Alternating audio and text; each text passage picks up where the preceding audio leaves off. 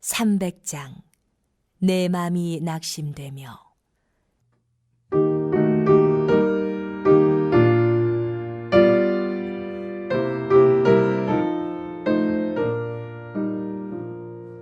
내 맘이 낙심되며 근심에 눌릴 때 주께서 내게 오사 위로해 주시네. 가는 길 캄캄하고 괴로운 마련아 주께서 함께하며 내 짐을 지시네. 그네가 내게 족하네. 그네가 족하네. 이 괴로운 세상 지날 때 그네가 족하네. 희망이 사라지고 친구 날 버릴 때 주 내게 속삭이며 새 희망 주시네. 싸움이 맹렬하여 두려워 떨 때에 승리의 왕이 되신 주 음성 들리네. 그네가 내게 족하네. 그네가 족하네. 이 괴로운 세상 지날 때 그네가 족하네.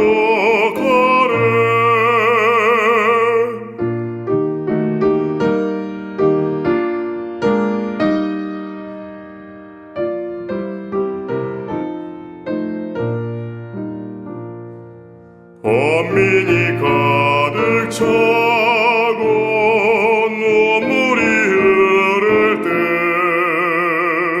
주 나의 곁에 오사 위로해 주시네. 환난이 닥쳐와서 어려움 당할 때 주님의 능력이 원수를 이기네. 그네가 내게 족하네. 그네가 족하네. 이 괴로운 세상 지날 때 그네가 족하네.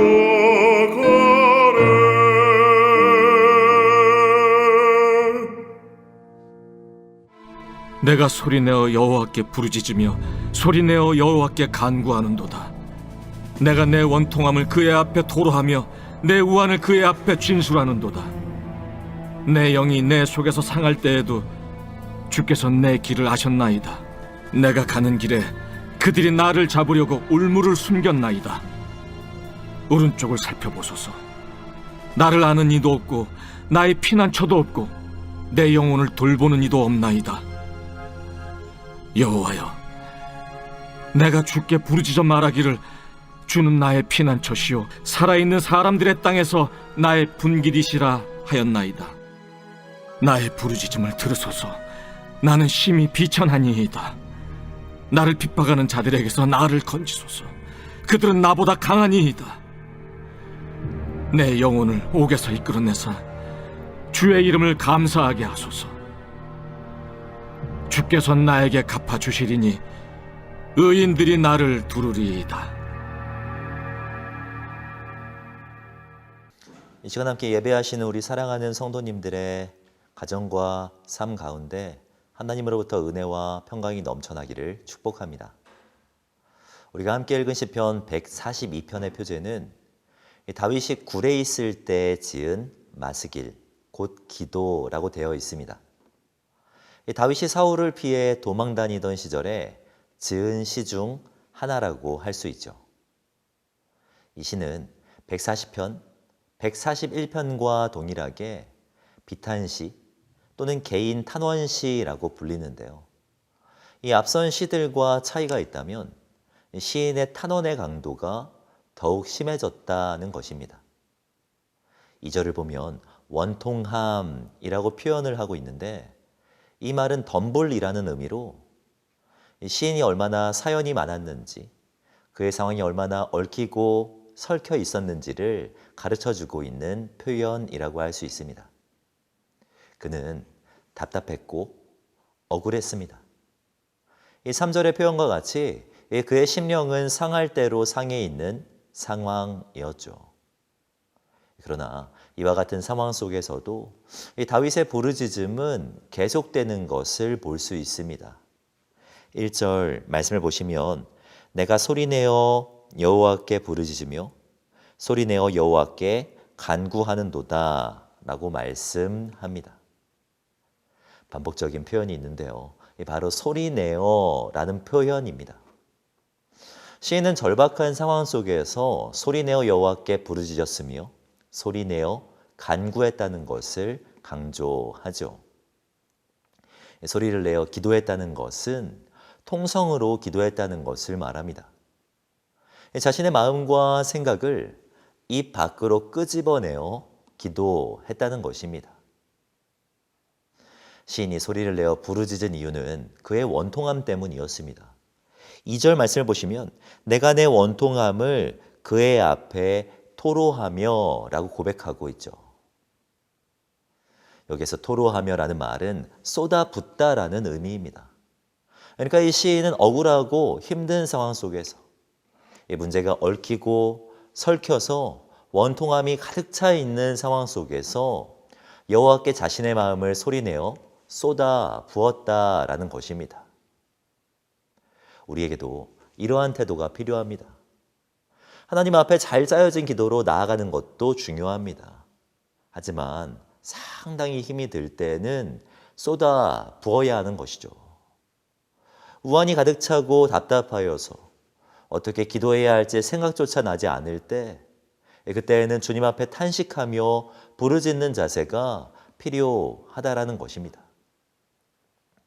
이어지는 말씀을 보면 우리가 답답할 때 여호와께 부르짖어야 하는 이유가 무엇인지 알 수 있는데요. 여호와께 부르짖어야 하는 첫 번째 이유는 여호와께서 우리의 길을 아시기 때문입니다.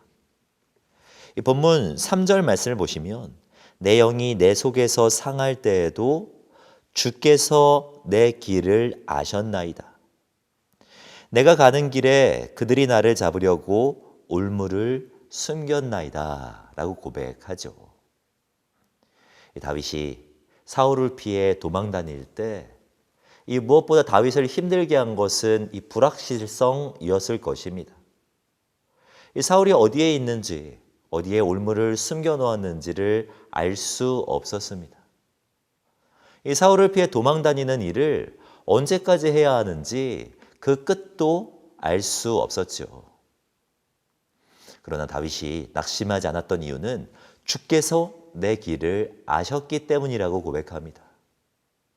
나는 알 수 없으나 주님께서 나의 길을 아시기 때문에 낙심하지 않을 수 있었다라고 고백하는 것이죠. 우리는 내일 일을 알 수 없습니다. 이 한 치 앞도 알 수 없는 것이 우리의 인생입니다. 그러나 우리 하나님은 전지하셔서 우리의 모든 것을 아십니다.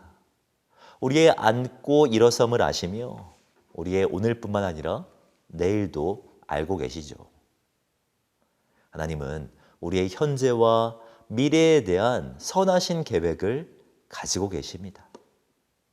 그러므로 우리는 불확실한 오늘을 살아가면서 더욱 주님을 의지하고 또 의지하기 위하여서 노력해야 하는 것입니다. 또한 우리가 여호와께 부르짖어야 하는 이유는요, 여호와께서 우리를 살피시는 분이시기 때문입니다. 이어지는 4절 말씀을 보시면 오른쪽을 살펴보소서 나를 아는 이도 없고 나의 피난처도 없고 내 영혼을 돌보는 이도 없나이다 라고 고백합니다. 이 성경에서 이 오른쪽이란 구원자가 서 계시는 곳을 말합니다. 이 보호와 은혜를 베푸는 곳을 상징하는 표현이 바로 오른쪽입니다.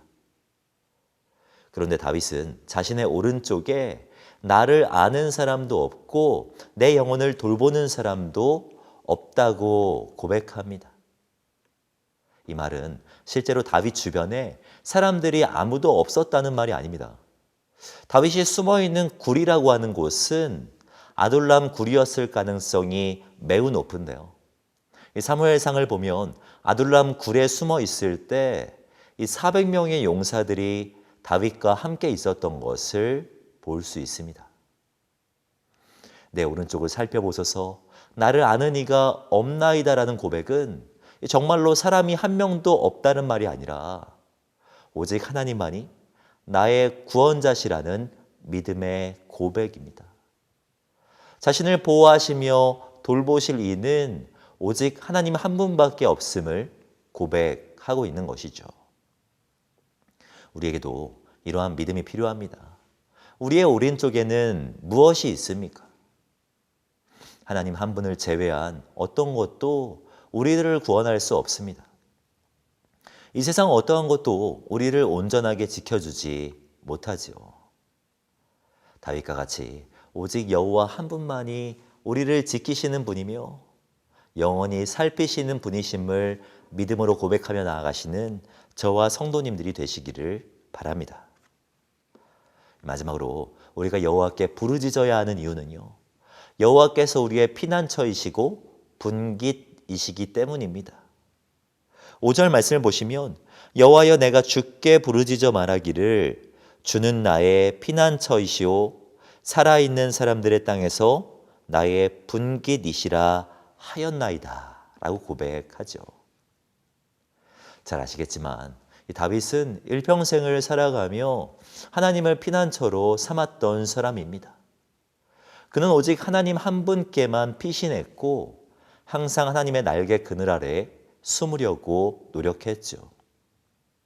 오직 하나님 한 분만이 자신의 피난처임을 믿고 고백하며 그 고백대로 살아간 사람이 다윗입니다. 뿐만 아니라 다윗은 오직 여호와 하나님만을 자신의 분깃으로 삼았습니다. 분깃이란 유산이나 분배와 같이 정당하게 받는 몫을 의미하는데요. 다윗은 이 세상에서 누릴 수 있는 모든 것보다 여호와 하나님을 더욱 값지게 여겼다라는 것입니다. 우리 하나님은 우리의 피난처가 되시며 우리 환난 날에 도움이 되십니다. 그분에게는 부족함이 없으며 충만한 기쁨만이 있는 것이죠. 이러한 하나님을 믿음으로 받아들일 때 우리는 소리내어 부르짖을 수 있는 것입니다. 오늘 본문의 결론 부분을 보시면 이 하나님의 신실하심을 고백했던 다윗은 마지막으로 하나님께 다시금 부르짖는 것을 볼 수 있습니다. 6절 말씀입니다. 나의 부르짖음을 들으소서 나는 심히 비천하니이다. 나를 핍박하는 자들에게서 나를 건지소서 그들은 나보다 강하니이다. 우리도 이 땅을 살아가다 보면 분명 다윗과 같은 어려움에 처할 때가 있습니다.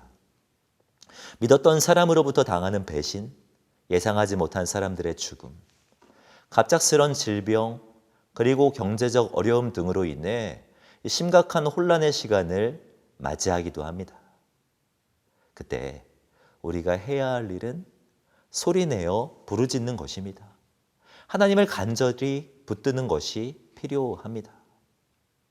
하나님은 우리의 길을 아십니다. 우리의 오른쪽에서 우리를 살피시는 분입니다. 하나님은 우리의 피난처이자 분깃이 되십니다. 예레미야를 보면 말씀하고 있습니다. 너는 내게 부르짖으라. 내가 내게 응답하겠고 네가 알지 못하는 크고 은밀한 일을 내게 보이리라. 사랑하는 성도 여러분, 여호와 하나님께 부르짖으시기 바랍니다. 그분을 의지하며 오늘을 살아내시기 바랍니다. 다윗을 수렁에서 건지신 하나님께서 우리를 절망과 슬픔 속에서 건지시고 기쁨과 평강의 반석 위에 세워 주실 것입니다. 부르짖으십시오. 항상 기도하며 깨어 있으십시오. 하나님을 늘 의지하고 붙드심으로 말미암아 주님의 역사와 응답을 매일의 삶 속에서 경험하시는 저와 성도님들이 되시기를 주님의 이름으로 축복합니다. 기도하겠습니다. 사랑과 은혜가 충만하신 하나님 감사합니다. 우리에게 믿음을 주시고 말씀으로 위로하여 주신 것 참으로 감사를 드립니다. 외로움과 방황 속에서도 주님 앞에 나아갔던 다윗과 같이 어떠한 상황 속에 있든지 주님을 바라고 주님을 의지하는 우리들이 되게 하여 주시옵소서. 우리의 길을 아시고 우리를 돌보시며 우리의 피난처가 되시는 주님을 믿음으로 고백합니다. 그분을 의지하며 날마다 기도하게 하시고 주님의 돌보심 안에서 평안한 삶을 살아내는 우리들이 되게 하여 주시옵소서. 오늘 하루를 살아냅니다. 하루를 살아갈 때 성령 충만함으로 인도하시고 우리의 오른쪽에 계신 주님을 붙들고 승리하는 우리 모든 성도님들 되게 하여 주시옵소서. 그렇게 인도하실 주님을 기대하오며 이 모든 말씀 주 예수 그리스도의 이름으로 기도하오며 지금은 우리 주 예수 그리스도의 은혜와 하나님의 사랑과 성령님의 교통하심이 이 시간 함께 예배하고 계신 우리 사랑하는 성도님들의 오늘과 내일 가운데 지금으로부터 영원까지 함께 있을지어다. 아멘.